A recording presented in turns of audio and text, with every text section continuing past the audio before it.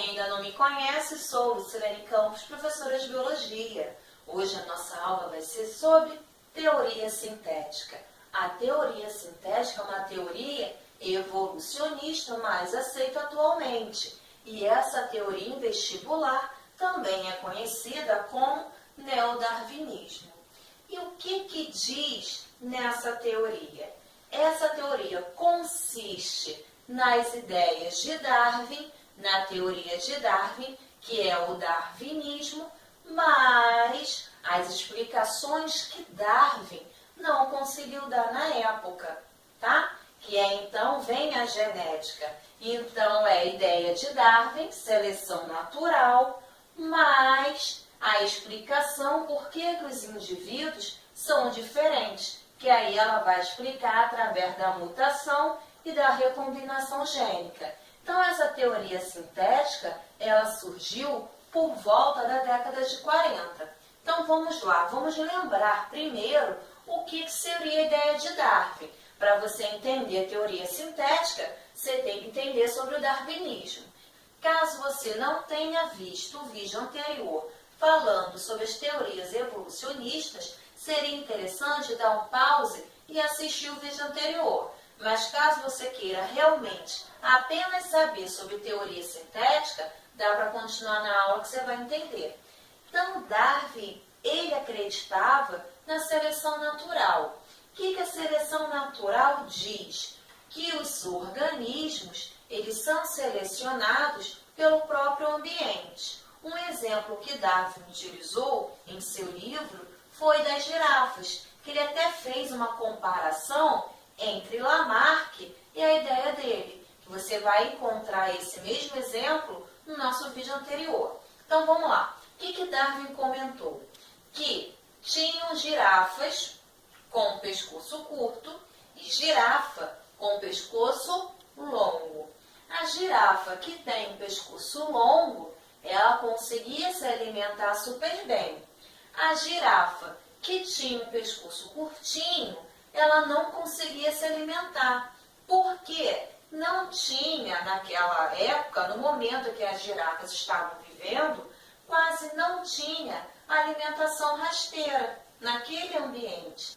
Então, a girafa com o pescoço curto não conseguia se alimentar. A girafa com o pescoço longo, ela conseguia se alimentar super bem. Então, o que aconteceu com as girafas de pescoço curto?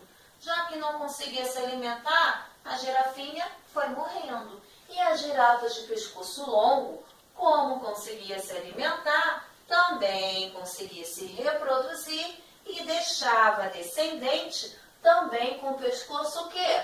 Longo. Até que a população de girafas de pescoço curto não se viu mais. Apenas a girafa com pescoço longo. Então, isso foi uma seleção natural. Então, o ambiente selecionou um indivíduo mais bem adaptado naquele ambiente, que no caso foi a girafa que tinha a característica com pescoço longo. Então, essa característica foi vantajosa. E uma outra coisa que Darwin observou que ele não conseguiu explicar, que os indivíduos da mesma espécie, eles são diferentes. Por exemplo, eu e você, nós somos diferentes. Agora, Darwin, ele não conseguiu explicar essa diferença. Daí, então, tem a teoria sintética, para explicar essa variabilidade entre os organismos da mesma espécie.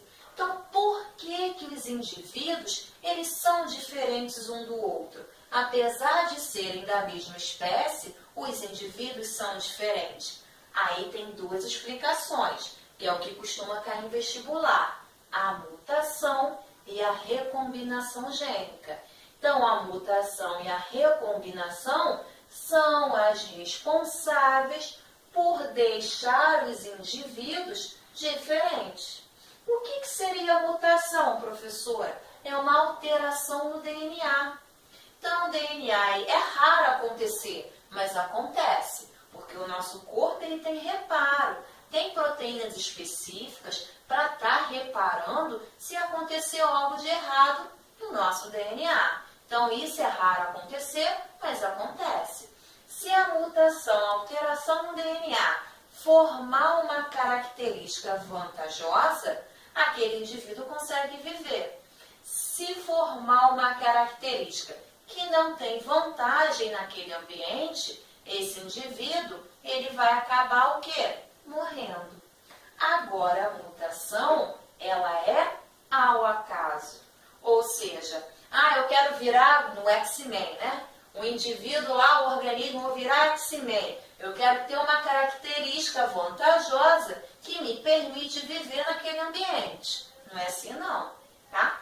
A mutação acontece ao acaso. Se porventura for uma boa mutação, te permitiu característica vantajosa, beleza. Se não for, vai, tá?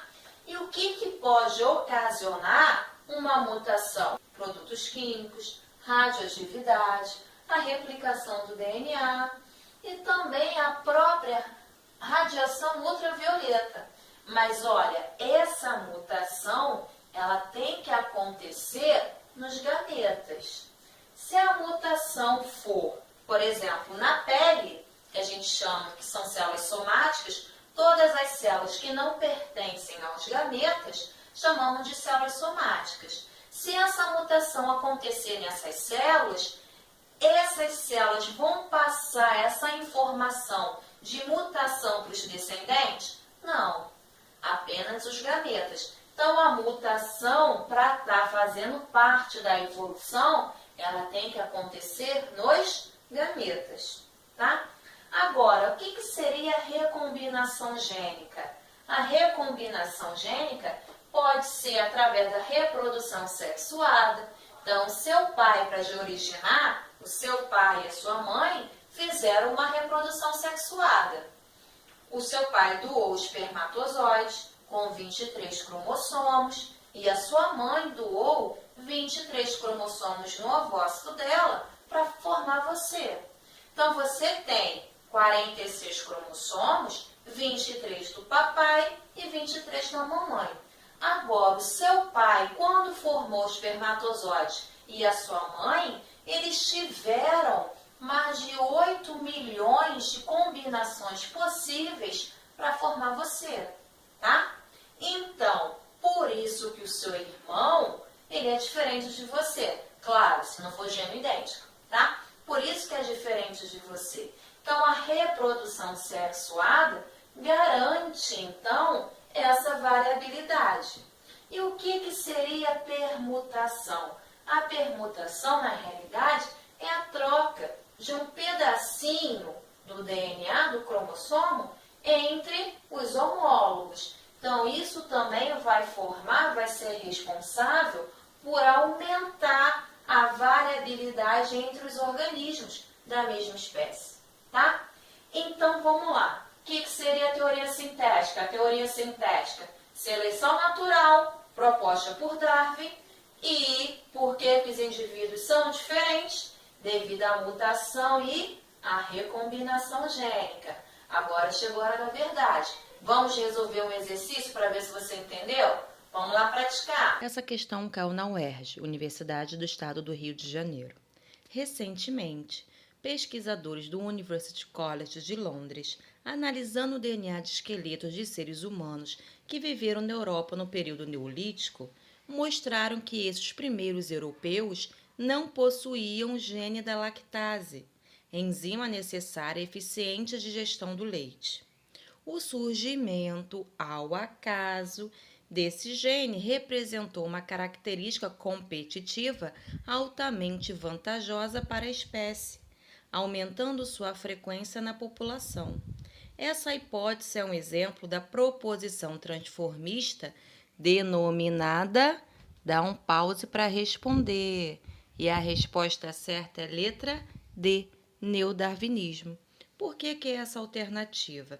Então, está falando que surgiu ao acaso, ou seja, alguma mutação que favoreceu o aparecimento da enzima lactase. E essa enzima ela foi vantajosa, sendo assim, ela foi o quê? Que está escrito entre linhas, selecionada pelo ambiente, aumentando a frequência da população com essa enzima, tá? Vamos ver por que não são as outras alternativas. Lamarckismo é a teoria de Lamarck, acredita na lei do uso e desuso e da transmissão dos caracteres adquiridos devido ao uso ou ao desuso. No enunciado não fala nada sobre isso. Criacionismo, um ser superior colocou ali a espécie, ela é imutável. Não, aí está falando que mudou. Característica. Letra A, mendelismo, já seria o quê? As leis de Mendel. Então, parabéns para quem acertou.